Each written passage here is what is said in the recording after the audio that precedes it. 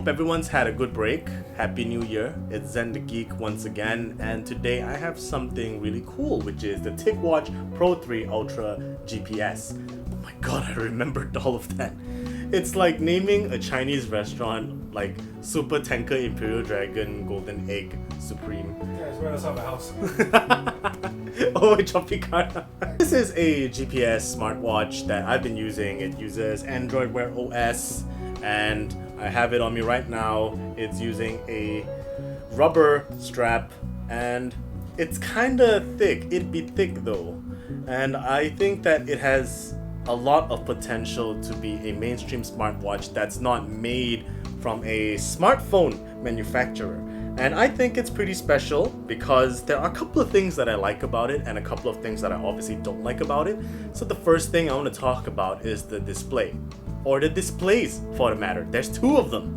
So the first display is a 1.4-inch sharp AMOLED panel, and the second display is an FSTN panel that is like a monochromatic display, something that's like your G-Shock watches back in the day. And what it does is it alternates between the two. So, you can set the always on to just use the AMOLED only, but of course that kind of kills the charm of it. So the version of always on, when you're just trying to glance and flick your wrist to see something, the backlight just lights up and it just turns on the FSTN panels, where it just shows you at a glance things like your steps and your time. And the one thing about this, which is pretty cool, is that you can customize the backlighting. There are 18 colors to choose from, so if you don't like that pale blue, you can go for red, green, purple, yellow, just to name a few, and that's pretty interesting. So this is kind of like a customizable, addressable G-Shock watch, and it's protected by Corning Gorilla Glass, so it does have a little bit of durability when it comes to, scratching or hitting the bumps in between, and of course, sunlight readability. You just don't really think that you can, look at your notifications using the AMOLED panel all the time without increasing your brightness, which ultimately decreases your battery life. So the second thing, which is quite appealing, is actually just how it looks. On the side are two side buttons, and the top one basically takes you from your watch face to the menu. From here, you'll be able to see everything at a glance, and you just have to swipe through to get to all the apps, from your alarm, calculator, your contacts, and whatever you can install from the Google Play Store, which will automatically install to the watch. And the button at the bottom basically triggers like Thick Coach. Nice. From there, you can pretty much just input your data like your height, weight, and what type of fitness goals you want. And the Thick Coach, it's getting funny to say, and the Thick Coach will help you to design some kind of program for you to walk and run and work out in an ideal manner that's based on that data that you put in. I can't stop calling it Thick Coach. But you can customize that bottom button to anything that you want. So you don't necessarily have to use Thick Coach if you're not into it. As for the rest of the durability, besides the Corning Gorilla Glass, it actually meets certain military standards. So you can actually brave the elements with these, as long as you're not swimming in a pool of acid or lava, which you technically can, but only once. And the third thing that I kind of like is the battery life.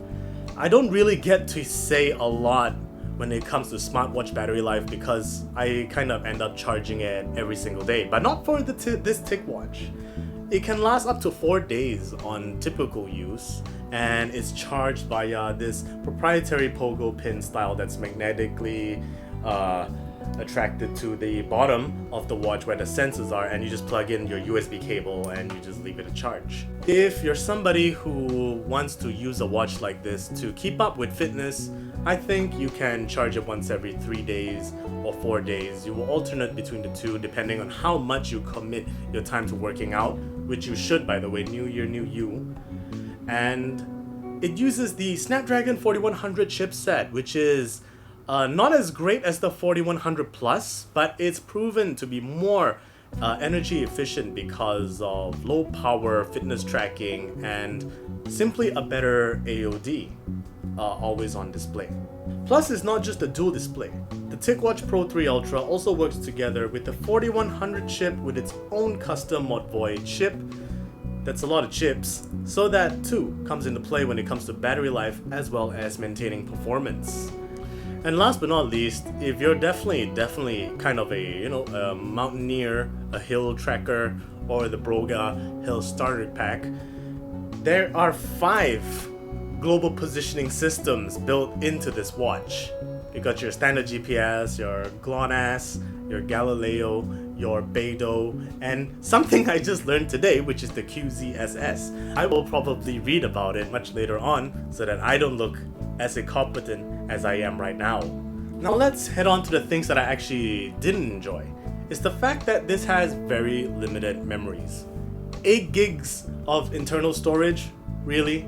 I mean, I can forgive that because you don't have to install like all your watch faces that you can find on the Play Store. But 1 gig of RAM is kind of just no for me. Because, if you're multitasking or if you have a lot of apps installed that requires a lot of power and resources, this isn't going to look good. It will eventually lag if you do that. Plus, it's not that encouraging if, we have future updates, because that brings on to the next point that I don't like. Out of the box, it only uses the Wear OS 2.33 and not Wear OS 3. And they only have plans to release the 3.0 update from now till mid-year of 2022, and that's 6 months. By the time you decide to finish that update, you'll probably have the next Ticwatch already out in the market. So you're not getting the latest operating system with all the bells and whistles like everyone else, but if you're not too finicky about that, I guess it's not too much of a con. And the last thing is, there is literally no rotating bezel or digital crown. There is no way to navigate other than the physical buttons and the touchscreen itself. So you'll find yourself just flicking through everything and looking quite dependent on it. I guess the rotating bezels, I kind of got used to it because I've used other Android wearables and they all have it. So I can't even say that, Ticwatch is doing this to save cost, because their competitors pretty much have rotating bezels and crowns, and the price tag is more or less the same. This is just slightly over 1,000 ringgit, and I still don't know why.